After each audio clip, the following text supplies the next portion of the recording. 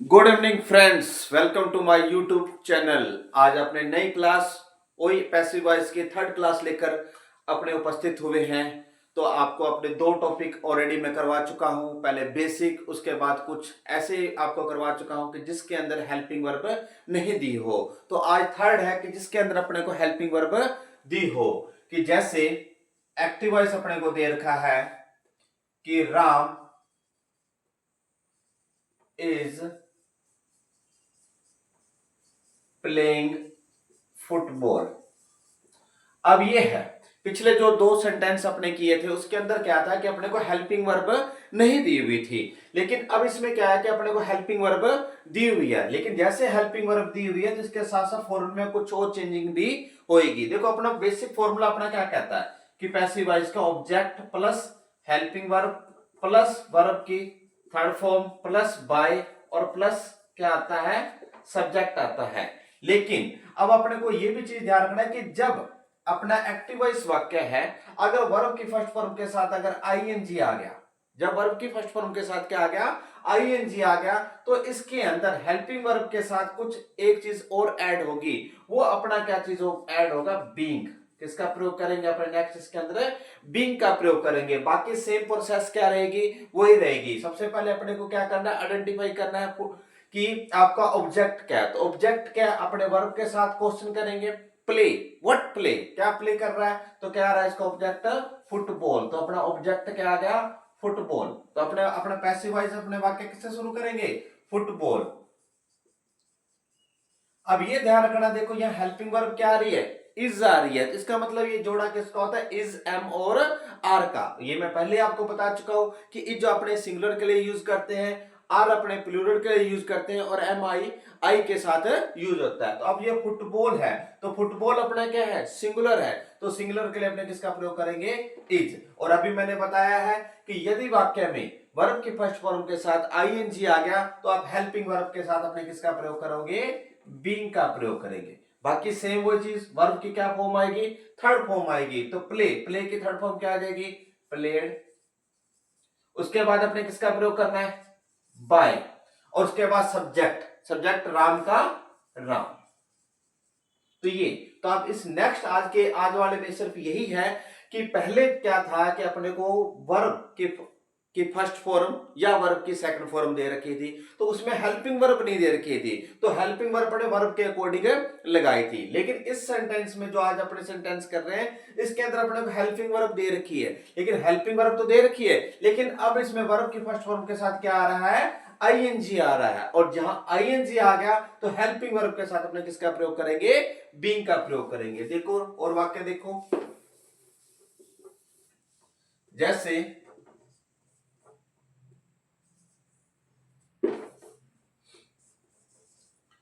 He is reading a novel, he is reading a novel. अगर आपने देखो is की जगह अपने वाज भी कर सकते हैं। तो अब इसमें क्या आ जाएगा, देखो सेम वही चीज, रीड, व्हाट रीड, क्या पढ़ रहा है, क्या पढ़ रहा है, अ नोवेल। तो इसका मतलब ऑब्जेक्ट क्या है, अ नोवेल। तो पैसिव वॉइस क्या बनेगा, पहले अ नोवेल, फिर उसी प्रकार ये वाज आ गया। अब ये जोड़ा किसका होता है, वाज और वर का। वाज सिंगुलर के साथ यूज करते हैं और वर किसके साथ करेंगे, प्लूरल के साथ यूज करेंगे। अब ए नोवेल, ए नोवेल क्या है, सिंगुलर है, तो आपने किसका प्रयोग कर दिया, वाज कर दिया। लेकिन अब यहां किसका आ गया, वर्ब की फर्स्ट फॉर्म के साथ क्या आ रहा है, आईएनजी आ रहा है। अगर आईएनजी आ गया तो हेल्पिंग वर्ब के साथ अपने किसका प्रयोग करेंगे, बीइंग का प्रयोग करेंगे। अब फिर रेड, रेड की थर्ड फॉर्म यही होती है, स्पेलिंग यही होती है, ठीक है, रीड, रेड, रेड। तो क्या आ जाएगा, रेड। फिर उसके बाद अपने किसका प्रयोग करेंगे, बाय का प्रयोग करेंगे। और अब ये ही आपका यहां क्या आ गया, प्रनाउन आ गया। और प्रनाउन मैंने आपको कल भी बताया था कि जहां भी प्रनाउन आएगा ये अपनी पोजीशन चेंज करेंगे, सब्जेक्ट से ऑब्जेक्ट की जगह जाएंगे। तो ये क्या आ जाएगा, फर्स्ट से थर्ड में चला जाएगा। और वही ऑब्जेक्ट अगर सब्जेक्ट की जगह आएगा तो थर्ड में होगा, तो वो किस में कन्वर्ट हो जाएगा, फर्स्ट में। तो ही का थर्ड क्या आ जाएगा, ही, हिज, हिम। तो आज वाले में क्या था कि आप क्या है कि हेल्पिंग वर्ब अपने को ऑलरेडी दे रखी है, उसी के अंदर ही अपने उसके जोड़े के अंदर ही देखना है कि हेल्पिंग वर्ब क्या आएगी। लेकिन नई चीज क्या आई है, नई चीज यहां ये आई है कि अगर वर्ब के फर्स्ट फॉर्म के साथ आईएनजी आ गया तो हेल्पिंग वर्ब के साथ आप किसका प्रयोग करोगे, बीइंग का प्रयोग करोगे। हाँ, उसके बाद नेक्स्ट है एक्टिव वॉइस। जैसे आ गया कि Ram has finished his work, कि राम अपना कार्य पूरा कर चुका है। तो अब देखो क्या आएगा, Ram has finished his work. तो अब देखो पैसिव वॉइस वाक्य बनाना है, तो सबसे पहले क्या है, वर्ब क्या अपनी फिनिश्ड कर चुका है, क्या कर चुका है, हिज वर्क। तो इसका मतलब ऑब्जेक्ट अपना क्या आ गया, यहाँ ऑब्जेक्ट क्या आ गया, हिज वर्क आ गया। तो अपने यहाँ वाक्य शुरू करेगा किससे, हिज वर्क।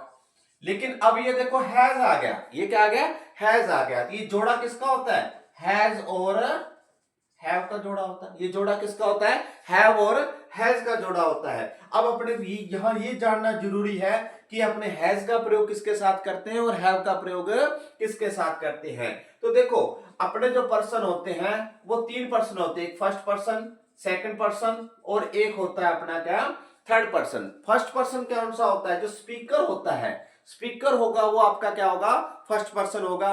और जो लिसनर होगा वो आपका क्या होगा, सेकंड पर्सन। और थर्ड पर्सन कौन सा होता है कि जिसके बारे में बात की जा रही है वो अपने यहां प्रेजेंट नहीं हो।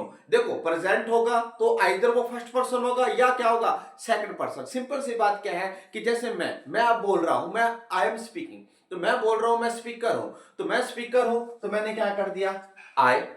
उसी प्रकार हम 2 जने होते तो क्या होता, वी। आई और वी आपका कौन सा आ गया, फर्स्ट पर्सन। यू, आप लोग मेरे को सुन रहे हो, लिसन कर रहे हो, तो यू लिसनर, तो इसका मतलब ये कौन सा आ गया, third person. Second person you, तो मतलब फर्स्ट पर्सन कौन सा आ गया, आई और वी, बोलने वाला फर्स्ट पर्सन, सुनने वाला तुम, सेकंड पर्सन। थर्ड पर्सन जो बच्चे के शेष, कहने का मतलब जिसके बारे में बात कर रहे हैं वो यहां अपने साथ प्रेजेंट में मौजूद नहीं है। जैसे क्या होगा, ही, शी, इट, दे या कोई नाम, ये अपना कौन सा होगा, थर्ड पर्सन होगा।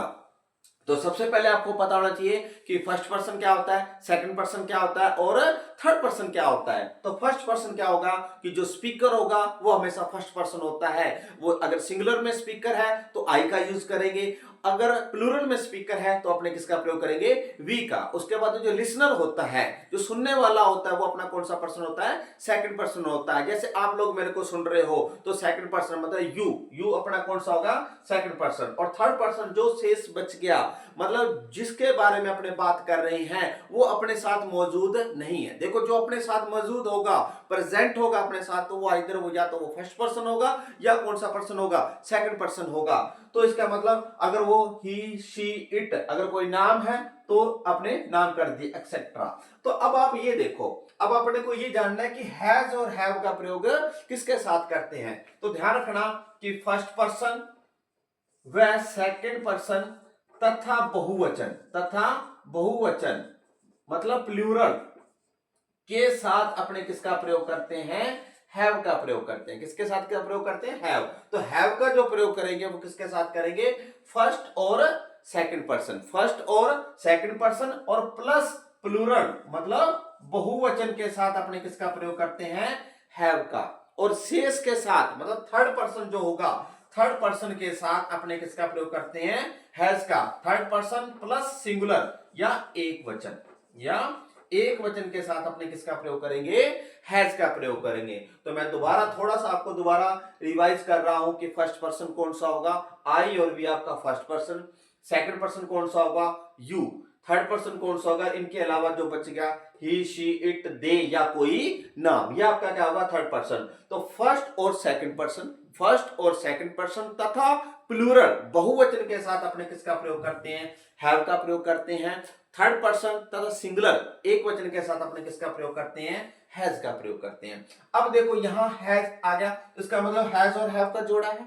अब आपने को ये देखना है कि हिज वर्क है, अब इसके साथ हैज आएगा या क्या आएगा, हैव आएगा। तो देखो हिज वर्क, उसका कार है, सिंगुलर है, साथ में थर्ड पर्सन है, तो अपने यहाँ किसका प्रयोग करेंगे, हैज का प्रयोग करेंगे। अब देखो यहां एक और चेंजिंग आएगी जो अपना बेसिक फॉर्मूला है। अब इसमें क्या आएगा कि यदि वाक्य में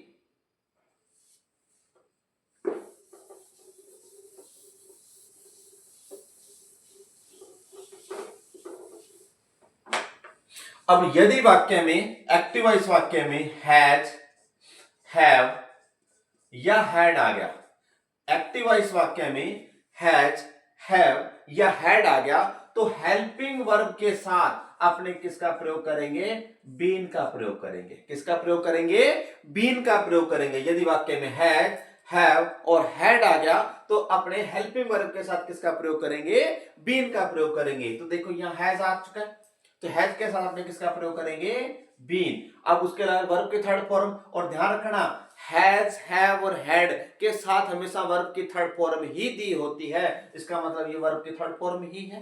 तो अपने कर दिया फिनिश्ड। फिर अपने किसका प्रयोग करना है, बाय का प्रयोग करना है, और लास्ट में राम का राम। तो देखो ये तो क्या था कि अब वाले सेंटेंस में क्या था कि यदि वाक्य में एक्टिव वॉइस वाक्य में हैज, हैव या हैड आगे तो हेल्पिंग वर्ब के साथ अपने किसका प्रयोग करेंगे, बीन का प्रयोग करेंगे। लेकिन ध्यान रखना हैज और हैव का क्या होता है, जोड़ा होता है, क्योंकि हैज और हैव अपने प्रेजेंट टेंस के अंदर क्या किया जाता है, यूज किया जाता है, और वो भी प्रेजेंट परफेक्ट के अंदर इसका यूज किया जाता है। तो हैज और हैव है। और आपको मैंने ये भी बताया कि हैव का प्रयोग फर्स्ट पर्सन मतलब आई और वी, और सेकंड पर्सन यू तथा बहुवचन के साथ अपने किसका प्रयोग करते हैं, हैव का प्रयोग करते हैं। और हैज का प्रयोग थर्ड पर्सन मतलब ही, शी, इट, नाम या दे, और प्लस एक वचन के साथ अपने इसका प्रयोग करेंगे हैज का। और हैड तो हमेशा पास्ट में आता है, ये अकेली ही सहायक क्रिया है। तो यहां वाक्य क्या था, हिज वर्क था, क्या था, हिज वर्क। अब हिज वर्क के साथ अपने क्या लगाया, हैज, और आपको बताया यदि वाक्य में हैज, हैव, हैड आ गया तो किसका प्रयोग करोगे, बीन का प्रयोग करोगे, इसलिए अपने किसका प्रयोग किया, बीन का। और थर्ड फॉर्म बाय, और उसके बाद क्या आ जाएगा, एक सेंटेंस और देख लेते हैं। अब जैसे एक्टिव वॉइस आ गया कि I have done my work, I have done my work, कि मैं अपना कार्य पूरा कर चुका हूं। अब देखो इसमें पैसिव वॉइस क्या बनाना है आपने, पैसिव वॉइस। तो सबसे पहले वही देखोगे अपने, कर चुका हूं, क्या कर चुका हूं, माई वर्क। तो इसमें ऑब्जेक्ट क्या आ गया अपना, माई वर्क, ऑब्जेक्ट आ गया। तो अपना ऑब्जेक्ट क्या आ जाएगा, माई वर्क। अब देखो यहां हैव आ गया, तो आपको पता है ये जोड़ा किसका होता है, हैज और हैव का जोड़ा होता है। तो देखो हैव का प्रयोग अपने सिर्फ फर्स्ट और सेकंड पर्सन के साथ करेंगे, थर्ड पर्सन के साथ किसका प्रयोग होगा, हैज का। अब देखो ये माई वर्क है, ठीक है, तो यहां अपने किसका प्रयोग करेंगे, हैज का प्रयोग करेंगे, हैज। और जब भी आपको बताया कि यदि वाक्य में हैज, हैव, हैड आ गया तो अपने किसका प्रयोग करना है, बीन का। थर्ड फॉर्म अपने को दे रखी है डन, उसके बाद बाय और आई आ गया, देखो प्रोनाउन आ गया। इसकी पोजीशन चेंज होएगी, भी सब्जेक्ट से कहां जाएगा, ये ऑब्जेक्ट में। तो जैसे ये सब्जेक्ट से ऑब्जेक्ट में जाएगा तो ये किस में चला जाएगा, थर्ड में चला जाएगा। तो आई का थर्ड क्या आएगा, आई, माय, मी, तो क्या आ जाएगा ये मी। तो ये थे आज के दो टॉपिक जो मैंने आज आपको समझाए थे। एक आपको समझाया था कि यदि एक्टिव वॉइस वाक्य में वर्ब की फर्स्ट फॉर्म के साथ आईएनजी आ गया तो पैसिव वॉइस में हेल्पिंग वर्ब के साथ आप किसका प्रयोग करोगे, बीइंग का प्रयोग करोगे। और दूसरा मैंने बताया कि एक्टिव वॉइस वाक्य में हैज, हैव और हैड आ गया तो उसकी जगह पैसिव वॉइस वाक्य में हेल्पिंग वर्ब के साथ अपने किसका प्रयोग करोगे, बीन का प्रयोग करोगे। उसके साथ साथ मैंने ये भी बताया आपको फर्स्ट पर्सन क्या होता है, सेकंड पर्सन क्या होता है, थर्ड पर्सन क्या होता है, उसके बाद हैज, हैव का यूज। तो आज अपने इतना ही रखते हैं। तो प्लीज हमारे चैनल को लाइक करो, शेयर करो और सब्सक्राइब करो, और साथ साथ कमेंट भी किया करो ताकि हम और क्या इसमें मॉडिफाई कर सकते हैं।